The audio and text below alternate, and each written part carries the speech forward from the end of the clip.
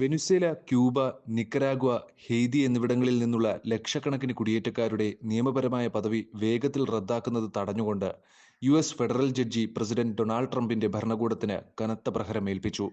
2022 ഒക്ടോബറിൽ മുൻ president Joe Biden ആരംഭിച്ച പരോൾ പരിപാടി പ്രകാരം യുഎസിലേക്ക് വന്ന ഏകദേശം 5,32,000 കുടിയേറ്റക്കാരുടെ നിയമപരമായ പദവി റദ്ദാക്കാനുള്ള ട്രംപ് ഭരണകൂടത്തിന്റെ നീക്കം കുടിയേറ്റ നിയമത്തിന്റെ തെറ്റായ വ്യാഖ്യാനത്തെ അടിസ്ഥാനമാക്കിയുള്ളതാണെന്ന് ബോസ്റ്റണിലെ ജില്ലാ ജഡ്ജി ഇന്ദിര തൽവാനി വിധിച്ചു. മുൻ അമേരിക്കൻ പ്രസിഡന്റ് ബൈഡൻ അവതരിപ്പിച്ച പരോൾ പരിപാടി മാനുഷിക കാരണങ്ങളാൽ 4 രാജ്യങ്ങളിൽ നിന്നുള്ള പൗരന്മാരെ യുഎസിലേക്ക് പ്രവേശിക്കാൻ അനുവദിച്ചു.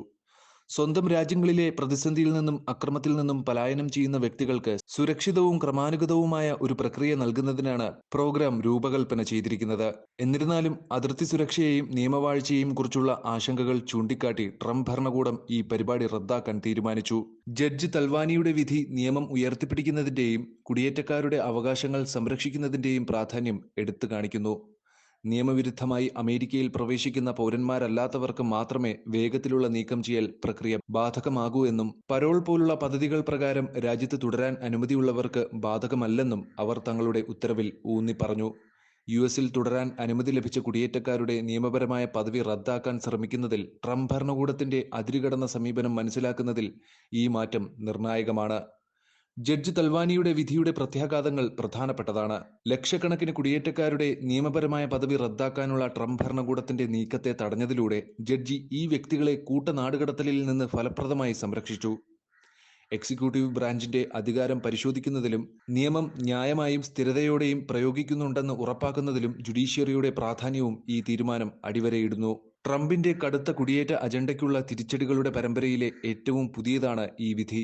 കുടിയേറ്റം നിയന്ത്രിക്കുന്നതിനും കർശനമായ അതിർത്തി നിയന്ത്രണങ്ങൾ നടപ്പിലാക്കുന്നതിനും ട്രംപ് ഭരണകൂടം സജീവമായി പ്രവർത്തിക്കുന്നു. എന്നിരുന്നാലും നിയമവാഴ്ച, ഉചിതമായ നടപടിക്രമം, കുടിയേറ്റക്കാരുടെ അവകാശങ്ങൾ എന്നിവയെക്കുറിച്ചുള്ള ആശങ്കകൾ ചൂണ്ടിക്കാട്ടി കോടതികൾ ഈ ശ്രമങ്ങളെ നിരന്തരം എതിർത്തിട്ടുണ്ട്.